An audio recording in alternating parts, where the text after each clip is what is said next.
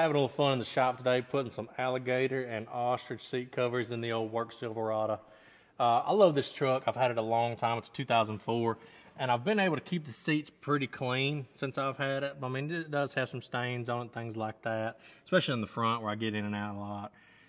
But I mean, just a couple $100 for seat covers here, and it makes the truck look so much better and protects the seats in case I ever want to do sell it. Seats ain't tore up. Let me give you a little info on these things. So just a little background on this company. A previous company I worked for probably 2 or 3 years ago, they had a whole fleet of trucks. I mean, probably 35, 40 trucks specifically for road travel, point A to point B. Then they had a whole nother fleet of dualies. Well, in every single one of those trucks, they had rough tough seat covers. Well, they never had exotics until I started working there, and I got some black alligator and black ostrich ones, which I also have some of those in my Can-Am Defender. They make them for side-by-sides too. Can-Am X3, Defenders, whatever.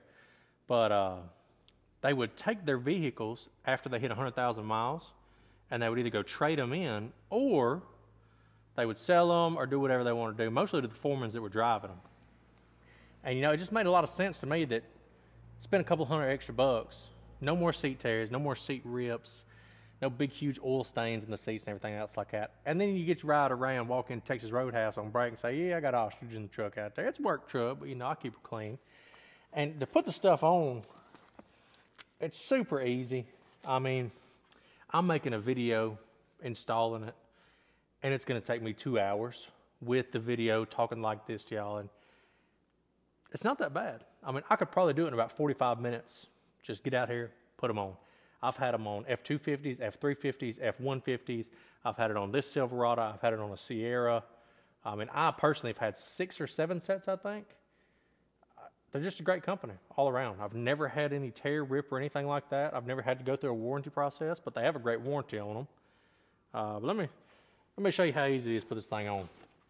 I mean, pretty much, slap this puppy on right here, lean the seat forward, just pull that thing through there. And, you know, I made it sound easy, but not bad. Lean that sucker on back. Pull her down. And they probably got a million videos out there to install on all these vehicles and stuff like that. But it's pretty straightforward. It's just like any other seat cover out there. I mean, once you get it on here, wrapped around, it tucks into most of your trim pieces on your truck. Fits real tight. Get sucker on there. It's got Velcro on the back, Velcro on the front. It also has a lot of these strings. I don't know if I can get one up high enough for you to see.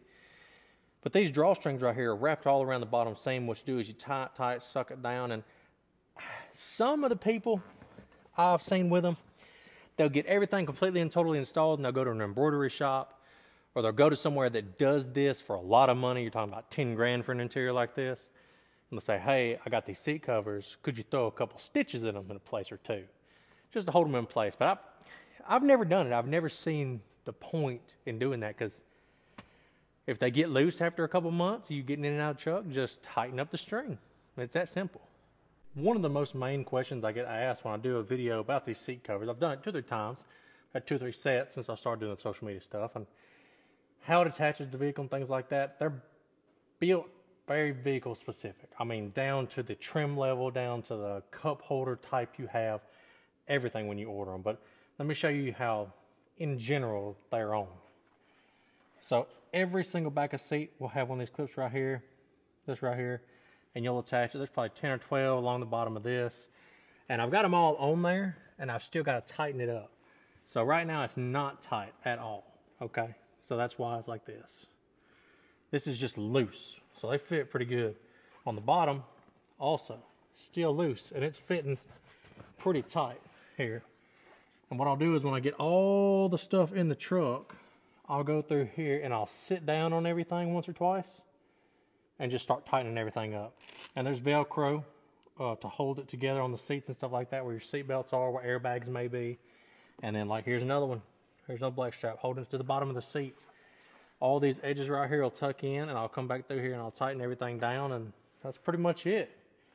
It took me about, I don't know, about an hour to get all this on right here. It took me about 10 minutes to tighten everything up.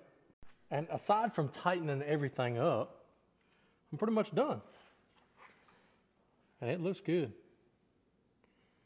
Ooh boy, I'm telling you what, changes a truck quick. And for the amount of money you're going to spend on these things, yeah, it's a little bit more than what Walmart's selling.